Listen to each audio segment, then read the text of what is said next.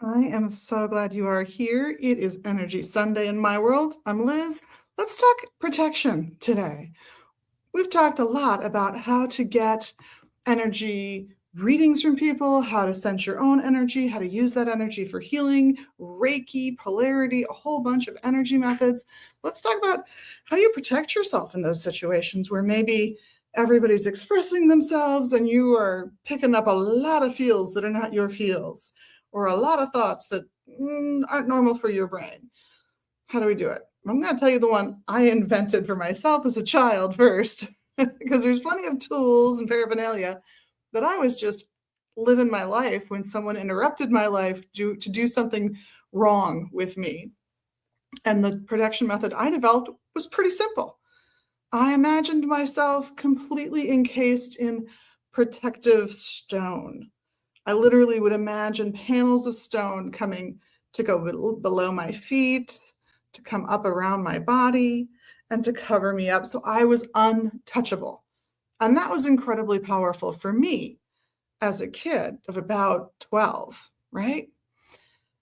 Later, I read of people imagining a glowing egg-shaped orb around them, and that protective light would be the thing where they would put their energy into making sure they were untouchable. Both visualizations work really well, and visualization, or the idea of visualization. So for those of you who don't see things, don't worry about it. You can just think of the concept. It's just as effective. Your brain just works a little differently from the people who visualize it.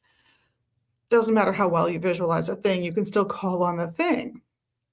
So you can absolutely enhance a shell or a wall that comes around you to protect you from unwanted invasions into your life.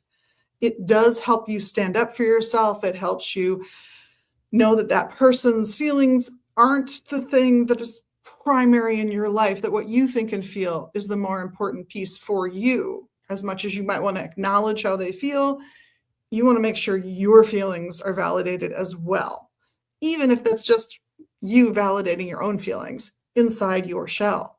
Now, if you want to add things to this to help reinforce it and remind you that you're capable of doing this, there are plenty of stones like black tourmaline, black onyx. There's a ton of stones out there, jet, that people like to use for this. Hematite, there's all kinds of interesting stones out there that people have given all kinds of meanings. Carnelian actually is another really good example. You can also choose to wear a piece of protective jewelry. Some people like an amulet from their religion or something ceremonialist in nature, the protection of a particular angel or genii, something along those lines. You can also opt for protective herbs. There are plenty of herbs that are protective, but I want to warn you, a lot of them smell bad. They seem to operate on the theory of, I'm going to prove that I am a bigger, nastier creature than you, therefore you shouldn't want to mess with me. So be a little selective when you're going for protection herbs, that you do not choose the ones that are extra stinky. So some of those include ones that I would associate with invisibility and being able to get through a space with the person that you don't want to deal with being distracted by things like lots of tiny little leaves. So cedar boughs come to mind as a really good example that you could wear in a little cloth pouch that you hang around your neck on a necklace, or that you put in your pocket. There are even people who like to just put the herbs in their shoes as a good reinforcer for protection.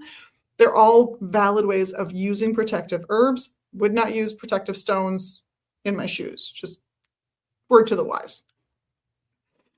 Either way, it's the energy that you put into the process that really grounds you and keeps you in an emotionally, psychologically more secure space. And the more you practice it, the better you get at it, the easier it is to do. So if you're interested in developing that kind of shielding, psychological, magical shielding, go out on a day when you don't have any confrontations or you're not worried about anything in particular, and practice that shielding in a neutral territory. Go somewhere you would normally go shopping and just try to get through it with as little interaction as possible. See what happens. If you live in a really small town and everybody knows your name, maybe go to the next town where not everybody knows your name, if that's possible, and try it. Go grocery shopping there. Go, clothing shopping, go browsing in a clothing store there and see what you get as a result. Those are really great ways to practice this kind of magical process, this psychological enhancement to your life. If it leads to you feeling more safe, more secure, more grounded in who you really are, and therefore able to get your own point across, the benefits are well worth the effort. I hope this helps out, guys. In the meantime, know that myself and the rest of the crew here at Magus Books in Minneapolis and online at magusbooks.com, we love you for the magical person you are. And of course, for the little magical things you can do here in social media land. I know you know what they are. In the meantime, have a wonderful week and blessed be.